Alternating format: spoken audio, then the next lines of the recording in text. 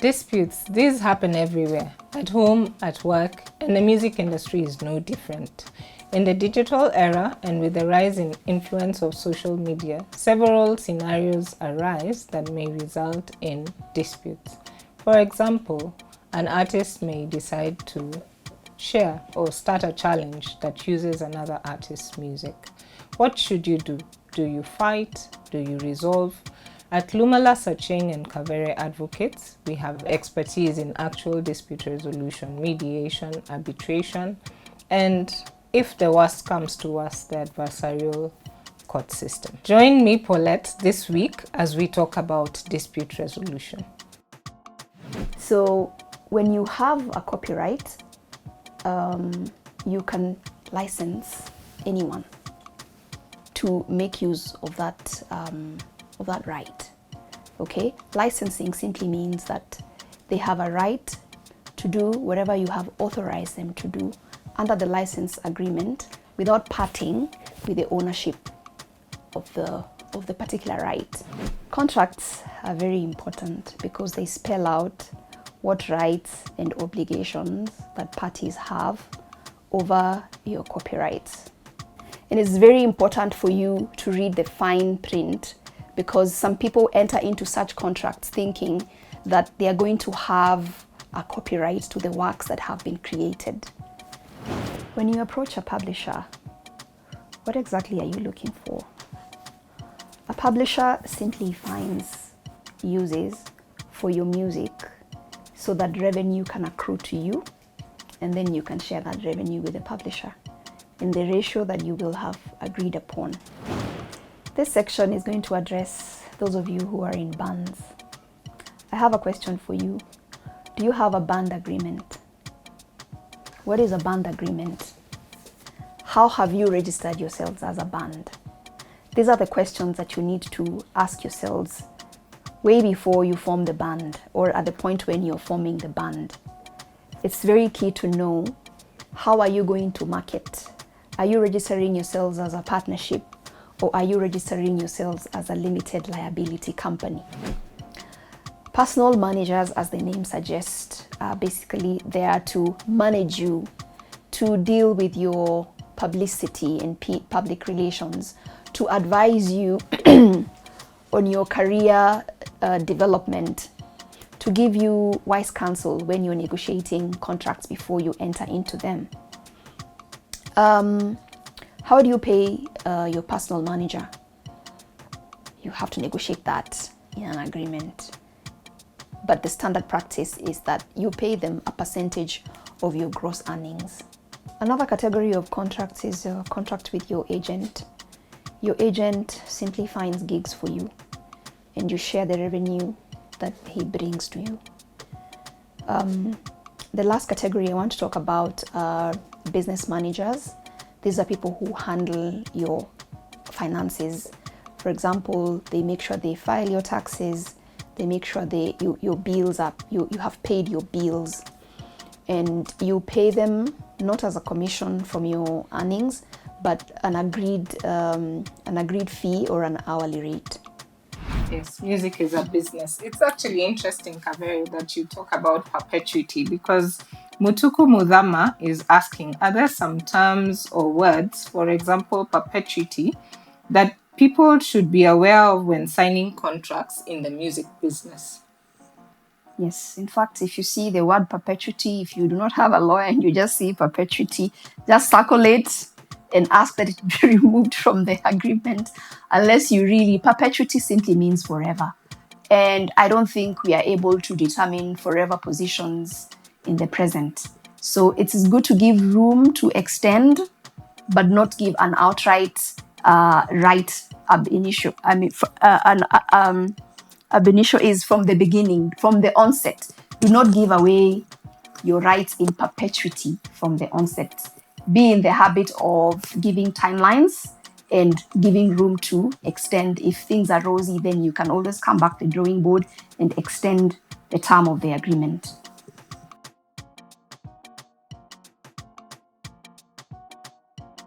Hi everyone, welcome to our webinar series this week. we've been talking about the legal challenges of artists in the digital era. Previously, my colleagues went through the need for signing of contracts, even with the case study of Mpumi, and the ownership rights that artists have in their music. Today, we are going to talk about dispute resolution. Inevitably, with the digitization era, there's been ease of reproduction of music. There's been the social media influence where people can easily use your music to influence followers. And there have also been challenges with the laws and the contracts that people enter into. Even with a good contract, there can be still some disputes, and that's why a good contract has a dispute resolution clause.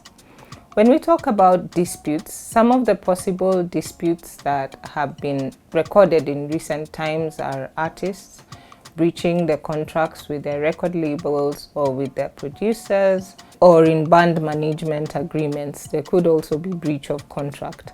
There could also be another area of dispute resolution is in copyright infringements. For me or C4, her producer decides to record her music and earn rights or register a copyright in Fumi's work without her consent. So even as we see such possible disputes, it is on a good note that we say that not all disputes need to go to court. Most of these disputes have come to the public light and hence have given most of the artists a bad reputation. As an artist, I would like to be able to resolve my disputes first in an efficient way without necessarily attracting bad press, and also in a timely and cost-effective way. So how do I do that as an artist? While ADR to musicians is automated dialogue replacement, in dispute resolution, ADR actually means alternative dispute resolution. An alternative to what, you may be thinking? An alternative to litigation, an alternative to the court system, an alternative to solving disputes in an adversarial way. ADR simply means an alternative dispute resolution method that leaves us as friends even while we resolve our disputes. It doesn't sever the relationship of the parties. You may wonder, what are the forms of ADR that are available to me as an artist? I'll start with the most common form, which is mediation. And mediation simply means bringing in a neutral third party so that this person can hear our side, both of the sides of the story or the dispute, and try to get us to reach a settlement that doesn't involve a judicial. A mediator doesn't make an award.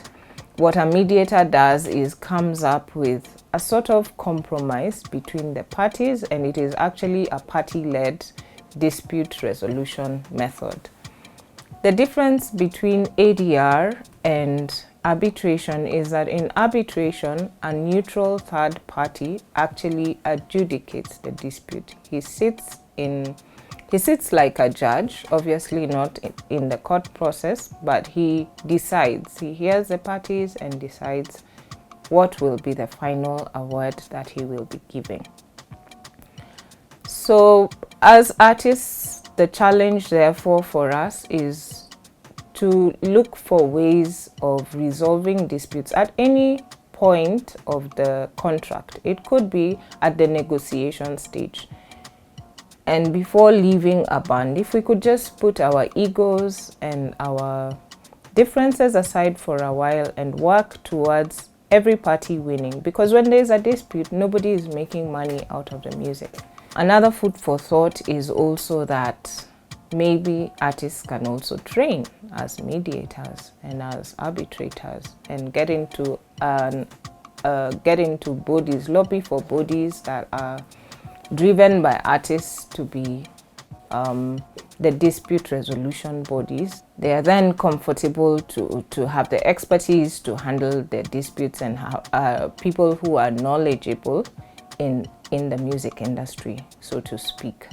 Lastly, we have to think of maybe some of the disputes do not need to get to the dispute point if we actually get into agreements beforehand. For example, when a band member leaves, if you have a partnership agreement or some sort of band management agreement, then this would already forestall disputes on what happens to the copyright we have accumulated before, who has the rights to the band name, who actually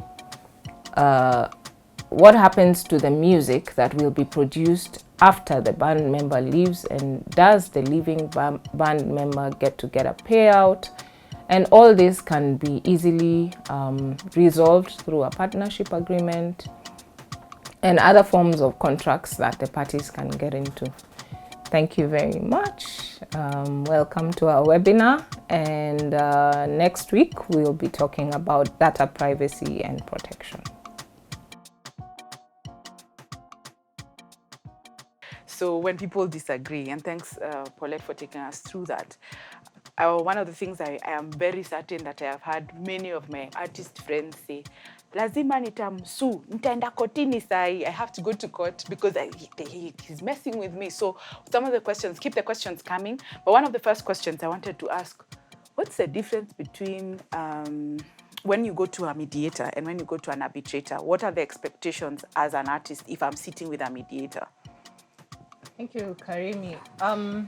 We spoke about that, and if you watched the trailer, we were saying the difference between arbitration and mediation is more party driven.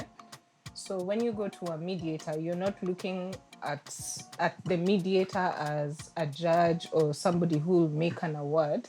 He'll basically facilitate the discussion. Mm-hmm.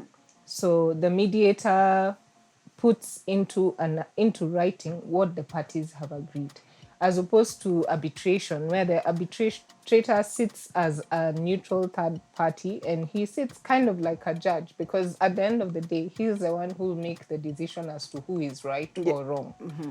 Yeah. So when you go to mediation, you need to go with the open mind that it is a win-win situation, and it is what the parties want in the agreement that will end up in the agreement. So you have to have the heart to agree when you're going to a mediator. Yes, definitely, because that's what we are saying about dispute resolution. We are saying before you think of niende kotini, fixing the guy, can we sit and talk? Yeah, because talking really does move forward. And some of the, I think I said it in the copyright conversation, that you really, the creation process has to have that nice energy around it. So if you don't have that nice energy, so what would you advise if you're sitting as a licensed mediator, arbitrator? What would your advice for an artist be, where mediation and arbitration is concerned, knowing what the artist process is? Obviously, you want to save on costs, you want to save on time, and you want to keep the relationship flowing. So I would always start a good dispute resolution clause. Thankfully, Kavere had taken us through the contract webinar last week. So one of the key things in a good contract is a dispute resolution clause. So in that clause, I would be advising a client, first start with negotiating between the parties. If you can't reach an agreement between the two of you, then you can involve a mediator for starters, because mediators then just facilitate the discussion. Yes. Then if that fails, I would go into arbitration. But there's also processes of mediation, arbitration. It can be a mix. It can be a mix of those two. Yes. Because I just want to make it more practical. And I think there's I'm sure the artists who are watching and creators who are watching have had situations where, somebody has done something. I think just recently at least actually every week or so we hear of, someone used my song for a campaign. I think it actually happened maybe in the last campaign. Someone's picture was used in a campaign probably the other election, but see things like that. So what are the steps somebody can take? Because sometimes you're sitting somewhere, you don't even have an agreement with someone, but you want to resolve the thing quickly and as you said, it is efficient, but you want to resolve it quickly. How do you get to that space? Because you've said we want to start with negotiation, of course. How do you get to that place? And that's a good question, Karimi, because sometimes it just takes a call. Just call the person and let them know, by the way, I have taken note of you using my music. This is wrong for this reason. Can we sit down and talk? Sometimes it just starts with a phone call, as opposed to sending threatening messages or something. Just start with a phone call. If the phone call doesn't work, then seek legal advice, because then that is where the lawyers come in. We start with a demand letter and just tell you, we made a phone call, this has not changed. Then what are the legal repercussions, and could we have a meeting even? Because most lawyers are also mediators and they're also arbitrators. So that's a good space for someone to advise you on what are my dispute resolution options right now. Because if I've made the phone call and it's not being heeded, and probably I've done a demand letter, then maybe then we can go to the next step of, now let us appoint a mediator. These are the people that I have in mind. Do you have other people in mind? Let us sit together and see whether we can talk about this. Because lawyers don't always come with threats. They also, unlike what most people think, they also come, they want you to get a solution. And in such a situation, if someone is using your music, I think of it as free marketing as well. Yeah, but and I understand the angst that people have. But in fact, there's a question from Immaculate Were, and she's asking, what assurance do I have as an artist that ADR won't just waste my time and I'll just end up in court? Because another thing that you're looking at is how do you know how that this is a process that will bear fruit? I think that's the question. I think it starts with the thought about who is going to be an appropriate mediator. Because if you just choose anybody on the street who probably doesn't even understand what are the rights involved, what is involved, then you might end up in the wrong process that then wastes your time. So my advice would be, pick a good lawyer, a lawyer who's been in the entertainment industry for long enough, someone you can vouch for their experience. Yeah. Let them assist you getting the best mediators that they think could resolve the dispute, and then that way you can be assured that you're just not wasting your time. Because mediation also depends on the expertise of the mediator, and there are certain biases as well that come with even appointing a mediator and stuff, because you also have to look at who is the appointing authority of this mediator. Is this mediator somebody who works more with producers or with artists? What kind of person am I choosing to sit over my dispute? Because what kind of doctor are you going to? Exactly. You just hit the nail on the head. Yes. Because you're not going to go to a surgeon for a toothache. You're going to choose a dentist. That's good. And she has a follow-up question for what is more costly, ADR or litigation? I mean, approximate figures really depend on what the process is. But yeah, I think that's a good point, because ADR, when we were studying, it was really flouted as it was said to be the easier way to deal with things. But I think even as you're answering the question about what's more costly, let's talk even about time in ADR and time in litigation. And I think time is money. I mean, everybody knows that time translates to money at the end of the day. The time you'd be wasting in court, because how long does a court case take to resolve? So for me, I would think of ADR as an inflexible process that a good mediation session really should not take more than 3 or 4 sessions, because the first session is to get to know the parties, and then you get to caucus with the parties. And honestly, in a good 3 or 4 hours, depending on the dispute, obviously I'm not giving fixed timelines, you should be able to know as a mediator, is this something that is going to be resolved by mediation, or at least by the second or the third session, you should be very clear that this dispute is either not going to be solved by mediation, or it's going to be solved by mediation.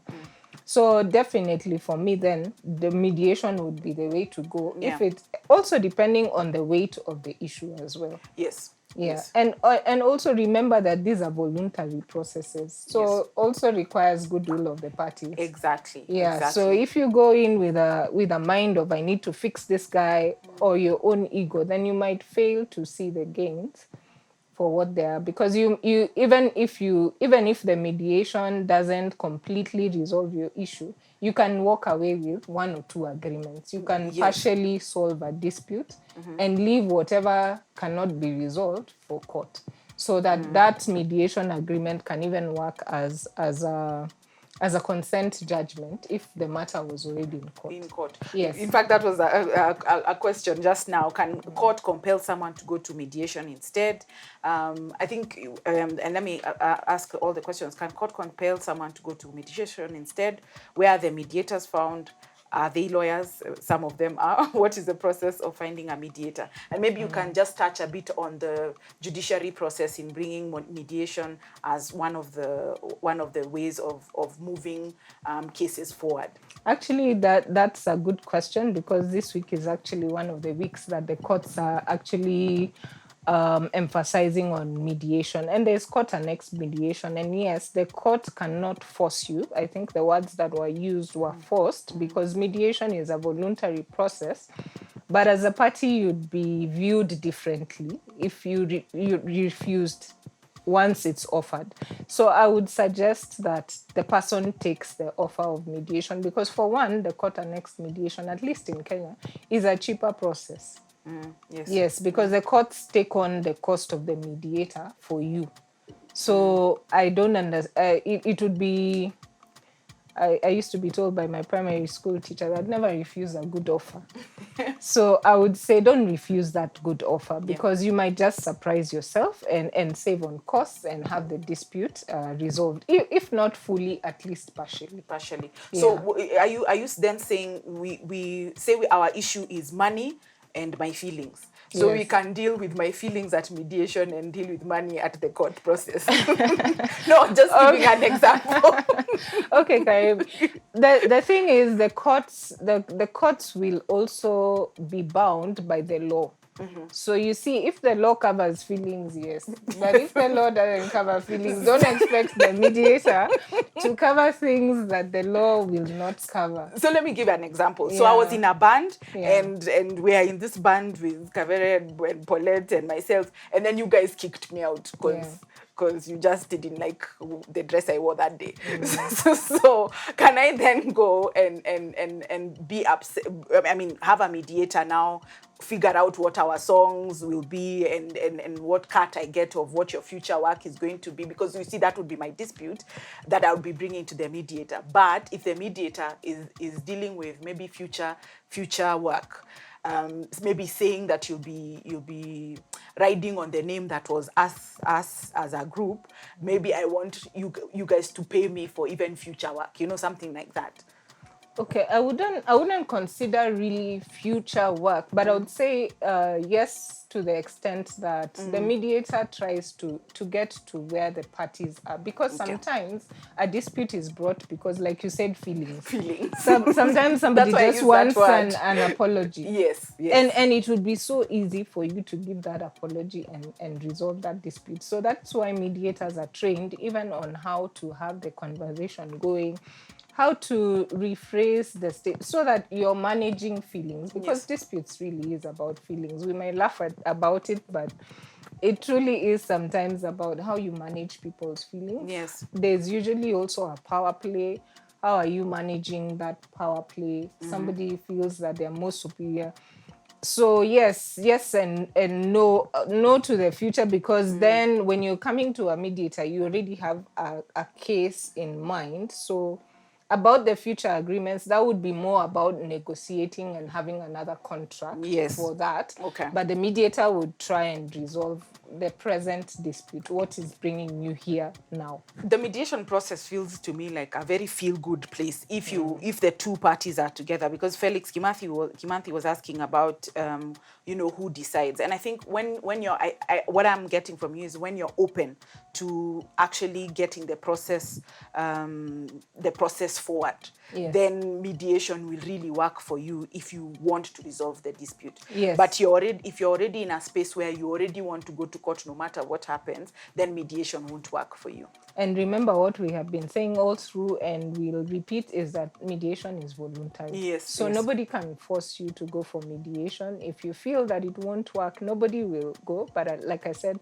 never refuse a good offer, because you might be surprised. You might even get a better deal than what court might give you by just agreeing as the parties. So, and you see, mediation doesn't have rigid rules of procedure. Okay. So you can just agree in a short while, this is what I want. The other party says, this is what I want. If we can't meet in the middle, what is the best compromise for everybody? Everybody walks away with a win-win situation. So that's mediation. So taking us to arbitration, and my arbitrator has written an award. Yes. And I'm upset at this arbitrator's award. Where is there a possibility of going further into court if that's what you want to do? Well, it would also depend on your contract, because if the contract provided for dispute resolution by arbitration, Yes, then unfortunately you might not in all instances be able to appeal to court. There are specific instances that you may be able to appeal to court, but not all. So you also have to be careful how you're drafting your arbitration dispute clause. resolution clause, so that if you want the option of going to court, then your lawyer will advise you this is the best way to draft it. If you want the option of just saving money, having the arbitrator's award as the final award, and you normally say it's the final award, then you need to be aware that the process of appeal will not be available in the event that you don't agree with the dispute with the award given by the arbitrator. So it's a contractual issue. Yes, yes. And that's why you always need a good lawyer to guide you depending on what you want. Yes. Wow. One of the things I've heard a lot from disputes around our space is when, and like you said, you go to a dentist if you have a toothache. One of the questions Felix Kimanthi was asking was about CMOs and royalties, and I covered that in the first session. But I think there's new corporate amendments that have been made, and what they've tried to put that, and I highlighted that in that session. But they are looking at regulating the CMOs in a certain way. If you go to the Kenya Law website, you can download the corporate regulations, new amendments, and I think they're 2020, and you can see some of the things that they have put in place for regulation of CMOs, because a lot of people have been talking about royalties and things like that. But if you go back to the CMO, the copyright session, you'll get those questions answered. That's to Felix. There's another question about mediation settlements being acceptable by court if they are not court initiated. Can a court overrule something that you agreed upon in mediation? Because the one thing that is certain that people change their minds. So you and I agree, then I go back and I sleep on it and I say, okay, the mediator came up with this thing, but I'm not happy with it, and I go straight to court. Can the court just set aside? I think that would be the word. Can they set aside a mediation agreement that you come up with? Again, Karimi, that would depend on how it's drafted. If there is liberty to apply, usually that's a clause that is put in agreements, then you have liberty to apply to the court to review, set aside, vary. But if there is no liberty to apply, you see, and I don't see why a court would uphold something that the parties actually sat down and agreed, unless it's an illegality, or there really must be compelling reasons why you have changed your mind, really, because you sat and you agreed. And you shouldn't waste people's time. Yeah. By, it's an abuse of the court yes, process. It's an really. abuse. It's an abuse. And you really should be going to court to spend time and court's time and your own time in things that are going to change outcomes and be beneficial to both parties. Exactly. Unless there's an outright injustice, I wouldn't see the courts really overturning. And I'm wondering at whose instance. Is it the same party that sat and agreed, So imagine, because this is a scenario that can happen all the time. So we mediate and we agree and we say we are going to do 50-50. But I know that I have a deal that is coming that is X amount of money. So I wait for us to mediate, and then I go get paid lots more money than we had yes. Agreed. Because people do that. I mean, it's cloak and dagger kind of behavior, which is consistent. There are good people and there are bad people. And that's why I'm glad Kavere talked about last week. Yeah. Put it in writing. Yeah, put it in writing. Don't also say we had a mediation agreement and it wasn't in writing, because then that agreement can serve as a contract to set what did the parties agree. Yes. And the courts would very reluctantly go against what did the parties have in mind, because that's a contract. Because other scenarios that I have found that happen is when we're in studio, which I was talking about, when people are in studio, we are vibing and we are good and we are all friends, and then something happens and somebody walks out or walks away, and a lot of times people want to, the bad guy will want to come and take the whole bag and walk away and leave everybody else hanging. And those, even when you're sitting with a bad guy, when I teach my contract classes, I always say a contract is only as good as the person who's signing it. So even if you have those contracts, we've done all the elements and we know that they're there, you have put a good mediation, an entire ADR clause, but the person is a bad guy and will walk away with whatever. Would you advise that kind of, when you're dealing with that kind of person, is court your best option? Or is I guess you have, and if you have that arbitration clause, maybe then what's your advice? Because if a guy is just gonna be off, what do you do? Still, like I said, you've put it in writing, and now a dispute presents itself. Just try the process that we've said. Call the person and say this was agreed. Yeah. And it's in breach. If they're still in breach, do a demand letter. If that isn't working, then you can try other, like you say, either mediation, arbitration. Court should be really a last resort. But if it's in writing already, and it would just depend on the actual circumstances, because I'm imagining that you don't want also to spend a lot of time resolving something that is already written. And I would prefer an arbitrator in that space. Yeah. I want to put just perspective. I mean, you litigate, and in commercial matters, and commercial matters meaning things to do with money. Yeah. What are realistic times from the beginning of a court case? Now, specifically court case where a dispute has happened. Realistic timelines, assuming, and this we are assuming that both parties are ready and pre-trial, everything has been done. Realistic from beginning to the end for a court matter to begin and be heard. I don't know, we are talking about COVID even right now. You just know, even with technology, sometimes technology fails. You're in the middle of a court matter, the magistrate disappears, or even the court closes because of COVID. Really, timelines we can't.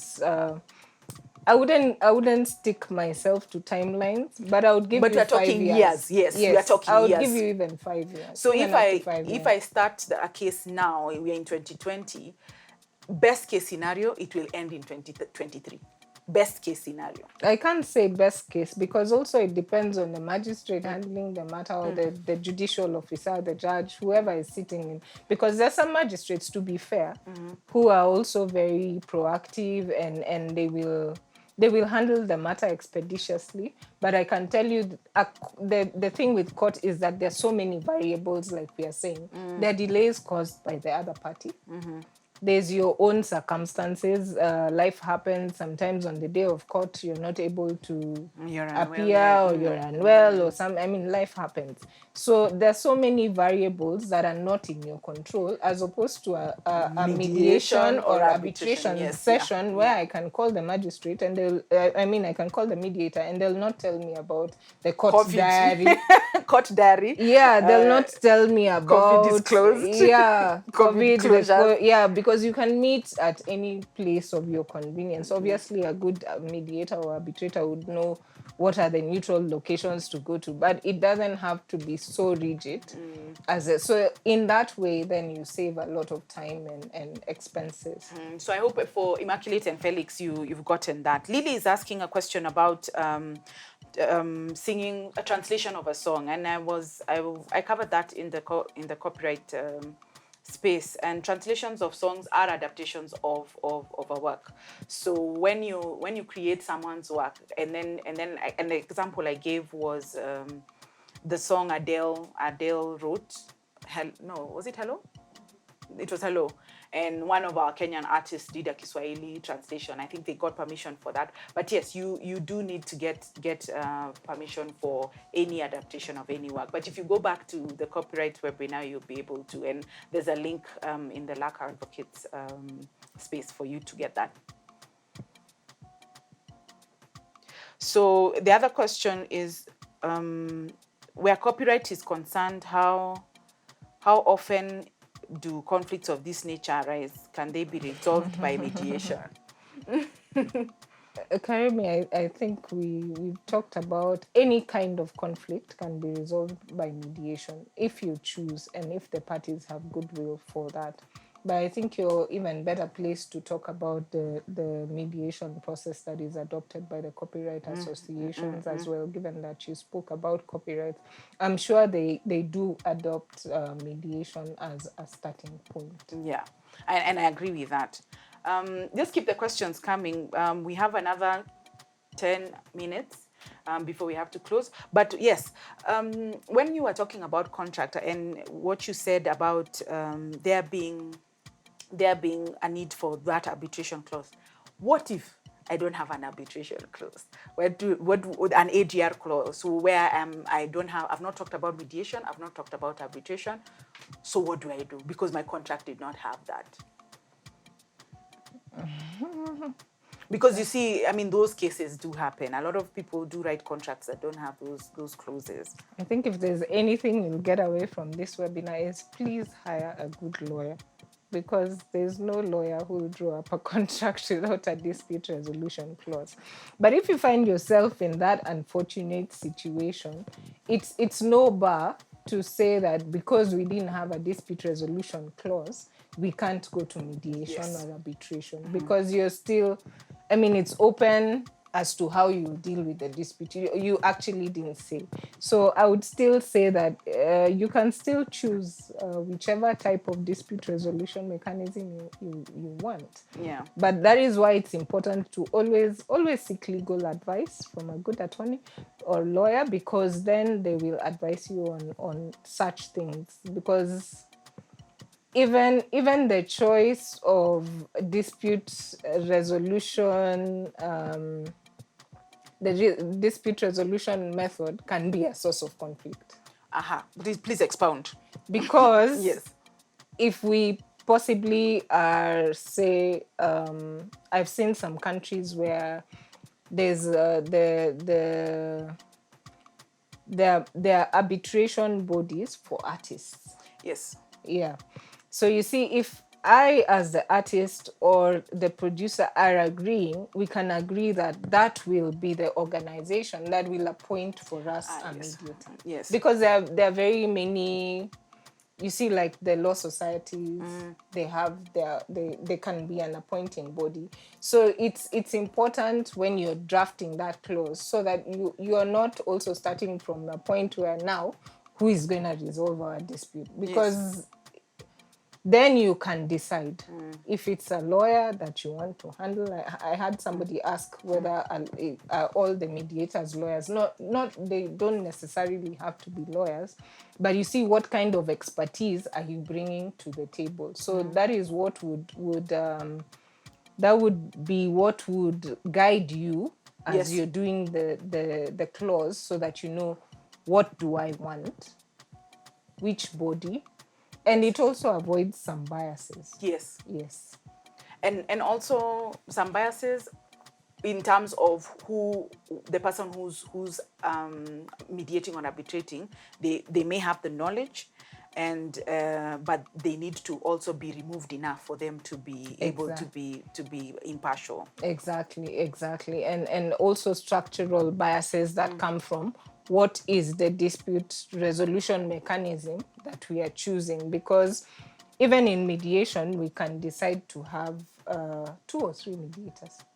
It doesn't Really? have to be a single mediator. It doesn't have to be a single mediator. Yeah, And because then I've had somebody ask, how if the mediator is biased, what do I do? Yes, Remember that yes, the yes. mediator is a person. Yes. So how do we mitigate against that bias? Probably by having 2, one chosen by you, one chosen by me, and one by a neutral party. I see. So that deals with the structural kind of biases that we are talking about. So you create a bench, in other words, so that everybody's part is sort of hard. But a good mediator also should be able to remove themselves from the matter and decide and guide, because a mediator guides, but an arbitrator decides. Exactly. Yeah. Exactly. I like the way you've put it. Yeah. Yeah.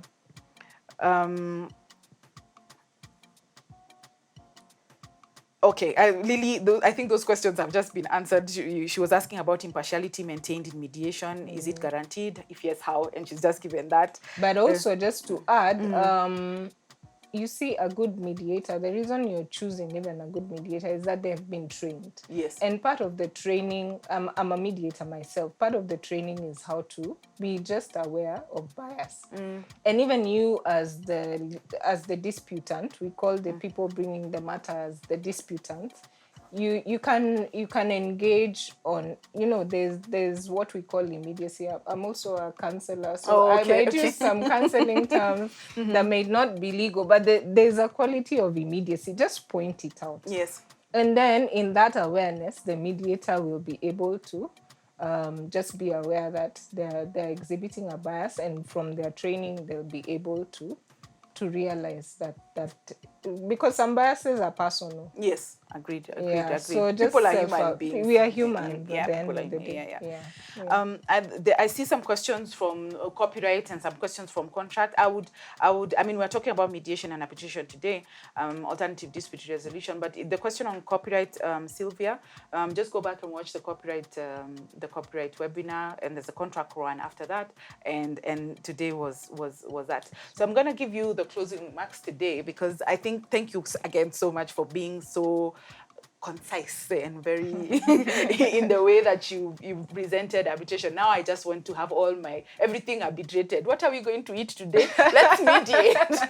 Let's have a negotiation. About I'm feeling like plantain. What are you feeling like? Exactly. And that's what life is about. It's about give and take. Yes. Yeah. And for sure, because we don't always have to have the whole of it. I think that analogy for that Solomon story for cutting you don't have to cut the baby into half. You don't have to cut the baby into half. That's not equity. We are here for the money, and we really want to get along so that we can create more. Thank you guys for joining, and we'll replay the presentation of the episode for those who missed it immediately. So you can hang on and watch the episode. For those, again, who are not able, tell your friends to just log on and watch the shows. And now there's 3 episodes, and there's 2 more exciting ones to come. But now you can watch the 3 episodes that we've already aired from the LAK YouTube channel. Follow the LAK socials, LAK Advocates _KE on IG, Lumallas, Achieng, and Kavere Advocates on Facebook. And feel free to DM or email your questions for this one or anything else, and we'll take us as short time as possible to answer. And next week the session is on data protection with Josiah Mugambi, yes. So, and I'll be joining you the week after that with digital matters. But we'll talk soon. And I enjoy your week, and please watch all the episodes and send us the questions. See you next week. Kama kawa, kama dawa.